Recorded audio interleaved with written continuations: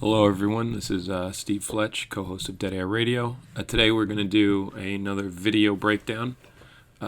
This one's on New Deal Skateboard's 1281 video from 1991.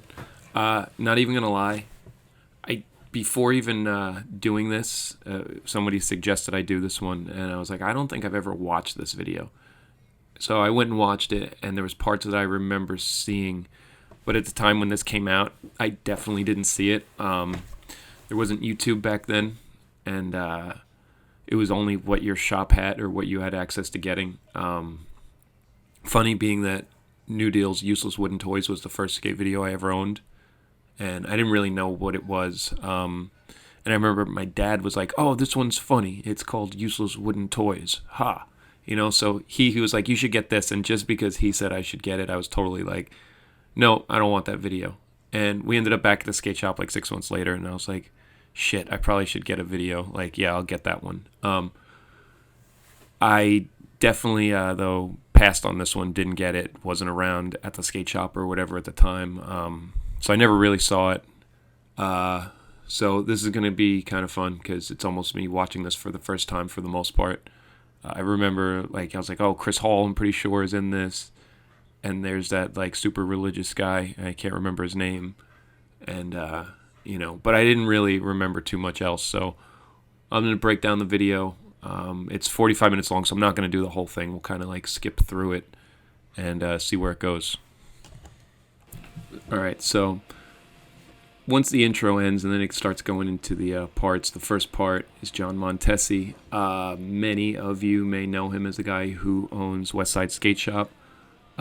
Who put out some of the best skate videos from shops. I used to watch The Good Life all the time, and there's tons of them. They made the best videos, and if you haven't seen it, that's something to go watch. And I should probably do some of these episodes on those videos. They're just amazing.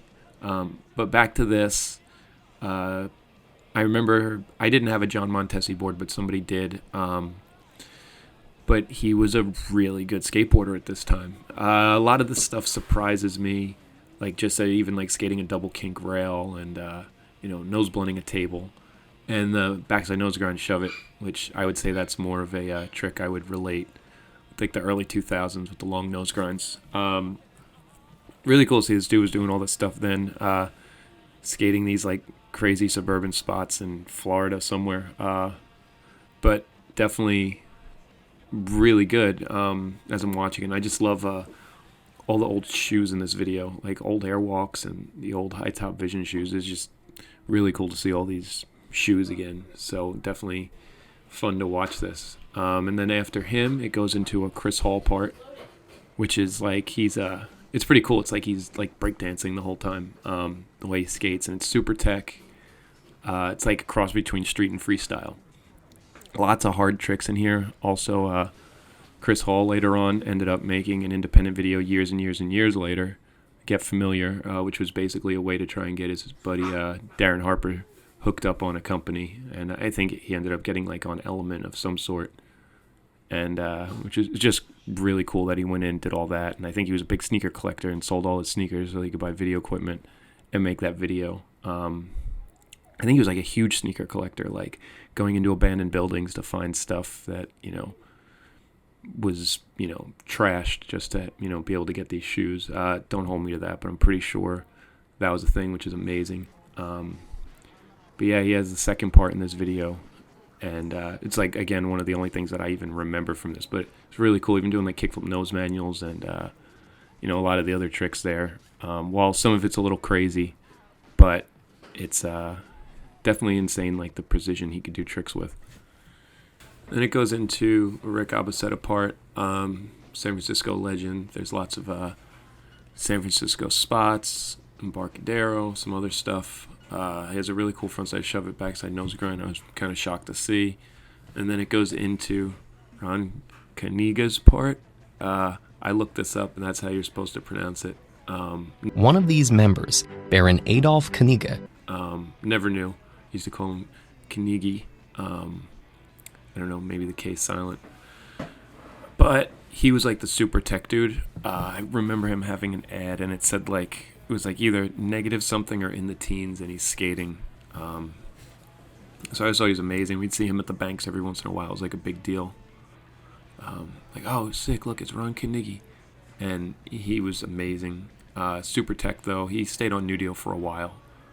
And then after him, it goes into Chris Thistle, who I just remember people saying he was like some like Jesus freak or something. It's kind of funny, though, watching this, because he looks way older than everybody else. He looks like he's like 40 years old in this. Could just look that way. I don't know how old he is. But this is kind of funny. A lot of pressure flips. There's like some terrible like single pressure flip tricks. I guess that's just like a sign of the times or whatever. But this part was really hard to watch. So it was as if they knew that Chris Thistle was the worst thing ever to watch. So they gave us a Danny Sargent part right after it. For the most part, I'm going to say he's one of the most memorable riders from New Deal. I remember his board with the monkey with the beanie and the bomb. That was just the coolest thing to me. Really cool San Francisco skating. Switchbacks 180 down the EMB7. Amazing. And there's some downhill footage. Kind of wild looking style. It's cool to see. After him is Fred Hollande. And I fast forwarded that. And then it goes into I guess their Euro flow section. And that's funny because there's some names in there that might be familiar. You have the right to remain silent. Anything you say can and will be used against you in a court of law. You also have a right to do anything you want to do in this world because it's a free world, and that's it. See you later. And if you should fail,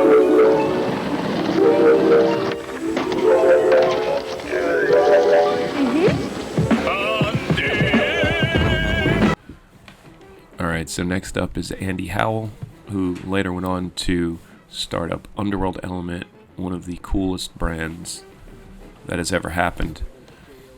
This part even feels a little weird, just the music and everything. It kind of doesn't seem to fit. Definitely, I could see why he would go on and start his own thing. Underworld Element was just great company. It was more like about urban skating, hip-hop, all the cool stuff that was going on with skating, in this time period. And then after Andy Howell, you have Renee Matheson, who was on New Deal for a while. He actually kind of weathered the storm and was in a couple of these videos. He made it for a while. The backside 360 down the double set blew my mind that this was going on in 1991. It was so perfect. And later on, too, his part in Children of the Sun was really sick. He was always in 4-1s and stuff here and there, too, but really good skater.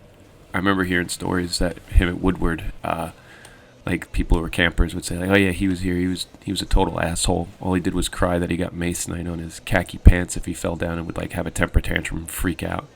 But I never got to see that. I was always like, oh, but he's kind of dope skater. So, I don't know, take that for what it's worth. Alright, then we get into Armando Barajas, super underrated skater. Usually a lot of nollie tricks, some pretty crazy stuff he's doing, like nollie no slides and stuff here, which was super innovative for the time. Then it goes into Justin Gerard. His most memorable thing is that he started Mad Circle, which is pretty cool. I guess it seems like a lot of these dudes in this video too are starting these brands. I guess it's under the same camp, because I think it used to be Giant, or eventually it was Giant, but they were doing these brands out of it. So it all stayed under the same umbrella, I guess.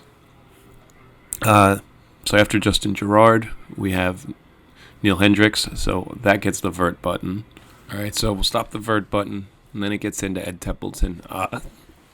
It's pretty insane. Forget how good this dude was. Super good. Best vegan skater. Does tons of nose blunts. Probably his techest part that I can think of anyway. He's doing manual tricks.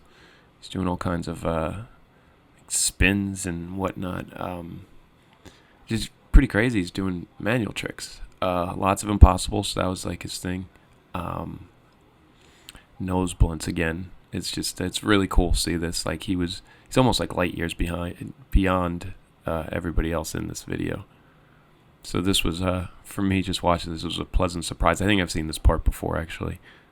And then, after Ed Templeton, who I guess also with this, because after this he left with Mike Vallely, who's next, and they started TV, but that's for another day.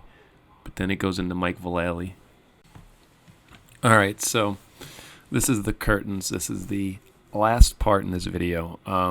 Probably by now, if you've watched more than 2 of these videos I make, you can tell I'm not the biggest Mike Vallely fan. I don't know why he got the last part. I guess I do know why. He was probably their big acquisition, their big name rider. They got him from World, and he was the big name. I remember when he got on New Deal, and as a kid, and I was like, oh, I have money for a board. I'm going to go buy the new Mike Vallely New Deal board, which, lo and behold, had an elephant on it, just like his other boards. And I remember the first day, what did I do? There was like rain, and like a whole block was flooded. It was probably like a foot deep of water, and I just skated through it. And that was the end of that board. And I hooked up my old board, and that was it. And that kind of sums up Mike Vallely. This is just, I don't know how they gave him last part. Just everybody else's stuff pretty much seems so much better. He just keeps doing ollies and manual tricks, which is weird. But he's doing stuff that Ed Templeton went to nose manual, and he's doing them to manual. It's just, I don't know, kind of pointless. So you can actually just stop the video right after Ed Templeton and then pretend you've never seen this, and it's a win-win. But yeah, that's about it. It goes into the credits. Again, Jesus Christ, there's a lot in this video, man. But that's it for this one. I'm going to do more. I'm just going to spread them out, though, so, I don't know when or what, or have a schedule on what kind of video I'm going to do next. But if you like what you hear, like, listen, subscribe, and I'll be back with more. Thanks.